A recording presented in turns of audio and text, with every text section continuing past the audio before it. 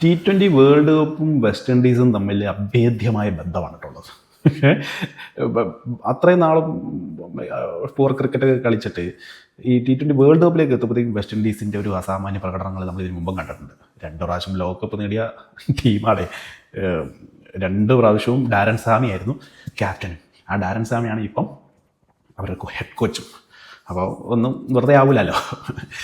ഇന്നലെ ഇപ്പോൾ കണ്ടില്ല ഇംഗ്ലണ്ടിൻ്റെ അടുത്ത്. ഇംഗ്ലണ്ട് നമ്മൾ ഈ T20 one of the best team, destructive team എന്നൊക്കെ പറഞ്ഞുകൊണ്ടിരിക്കുന്നതാണ് അല്ലേ. ഈസിലി തകർത്ത് കളഞ്ഞു 30 റൺസിന്. അതൊരു ചെറിയ വിജയമല്ലല്ലോ 2020 സംബന്ധിച്ച്. വെസ്റ്റ് ഇൻഡീസിനെ സംബന്ധിച്ച് അവരുടെ ഈ 6 ഹിറ്റിംഗ് എബിലിറ്റിയാണ് എന്നും അവരുടെ ഒരു പവർ പോയിൻ്റായിട്ട് നമ്മൾ കാണേണ്ടത്. അതുതന്നെയാണ്, അതായത് ഏത് സാഹചര്യത്തിലും ഏതൊരു ബാറ്റ്സ്മാൻ ഈസി 6 അടിക്കാനുള്ള കഴിവുണ്ട്. 11ാമത് ഇറങ്ങുന്നവരും 6 അടിക്കും. ഇന്നലെ അങ്ങനെ തന്നെയാണ് സംഭവിച്ചത്. ആദ്യത്തെ 10 ഓവറിൽ 80 റൺസൊക്കെ എടുക്കാൻ കഴിഞ്ഞിട്ടുള്ളൂ. 4 വിക്കറ്റാണ് പോവുകയും ചെയ്തായിരുന്നു. പക്ഷേ 20 ഓവർ കംപ്ലീറ്റ് ആയപ്പോഴത്തേക്കും 196 എന്ന ഹ്യൂജ് സ്കോറിലേക്ക് എത്തിയായിരുന്നു. അതിലിപ്പം റൂദർഫോർഡ് 42 ബോളി 76, 2 ഫോറും 7 സിക്സ്. ജേസൺ ഹോൾഡർ 17 ബോളി 33, 1 ഫോറും 4 സിക്സ്. വിക്കറ്റൊക്കെ സൈഡിൽ പോകുന്നുണ്ടെങ്കിലും ഈ സിക്സുകൾ ഇങ്ങനെ ഒരു ഓവറിൽ 1-2 വെച്ച് ഇങ്ങനെ പോകുമ്പോൾ സ്കോർ ബോർഡ് ആക്ച്വലി നല്ല സ്പീഡിൽ ചലിക്കുന്നുണ്ട്. നമ്മൾ അറിയൂല. ബോളിംഗ് ടീം ചിലപ്പോൾ അറിയുന്ന പോലും ഉണ്ടാവില്ല. ഇത് ഇത്രയൊക്കെ ആയ 196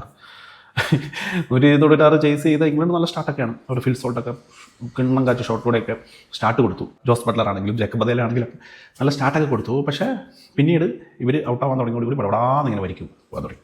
പിന്നെ ആകെ അവരെ കളിച്ചത് കഴിഞ്ഞ കുറേ നാളായിട്ട് അവർക്ക് വേണ്ടി ജീവൻ മരണ പോരാട്ടം നടത്തിക്കൊണ്ടിരിക്കുന്ന സാംകാരനാണ്. ഇന്നലെ അദ്ദേഹം 30 ബോളിൽ 43 നോട്ട് ഔട്ട്. പുള്ളിനെ കൊണ്ട് ആവുമെന്ന് ശ്രമിച്ചിട്ട് നേപ്പാളിനെതിരെ പുള്ളിയാണ് ജയിപ്പിച്ചത്, നമുക്കറിയാമല്ലോ. അതായത് ബാറ്റ് കൊണ്ടാണെങ്കിലും ബോൾ കൊണ്ടാണെങ്കിലും പുള്ളി മാക്സിമം ട്രൈ ചെയ്യാം, മാക്സിമം.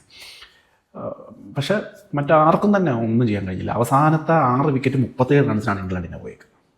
കുട്ടത്ത കാർച്ച. അങ്ങനെ ഒരു വളരെ ഇമ്പോർട്ടൻറ്റ് വിജയമാണ് വെസ്റ്റ് ഇൻഡീസ് ഇപ്പോൾ നേടിയെടുത്തിരിക്കുന്നത്. വെസ്റ്റ് ഇൻഡീസ് ഓൾമോസ്റ്റ് സൂപ്പർ 8ലേക്ക് എത്തിയെന്ന് വേണം നമുക്ക് കരുതാൻ. നിലവിൽ ഇംഗ്ലണ്ട് 3ാം സ്ഥാനത്താണ്. റൺ റേറ്റ് വളരെ കുറവാണ്. ഈ പറയുന്ന അസോസിയേറ്റഡ് രാജ്യങ്ങൾ ഏതെങ്കിലും ഒരു ടീം എന്തെങ്കിലും ഒരു അത്ഭുതം കാണിച്ചാൽ, ചെറിയൊരു അത്ഭുതം കാണിച്ചാൽ സൂപ്പർ 8 എത്താൻ പറ്റും. നിങ്ങൾ ആലോചിച്ച് കഴിഞ്ഞ കളി നേപ്പാളിനോട് എങ്ങനെയാണ് ഇംഗ്ലണ്ട് ജയിച്ചതല്ലേ. അതുകൂടി തോറ്റായിരുന്നു ഇംഗ്ലണ്ട് ഓൾമോസ്റ്റ് ഫിനിഷ് ആയേനെ വേൾഡ് കപ്പിൽ. ഭാഗ്യം ചെറുതായിട്ട് അവരുടെ കൂടെ ഉണ്ട്. എത്ര ദിവസം ഇങ്ങനെ ഉണ്ട് എന്ന് നമുക്ക് കണ്ടറിയണം.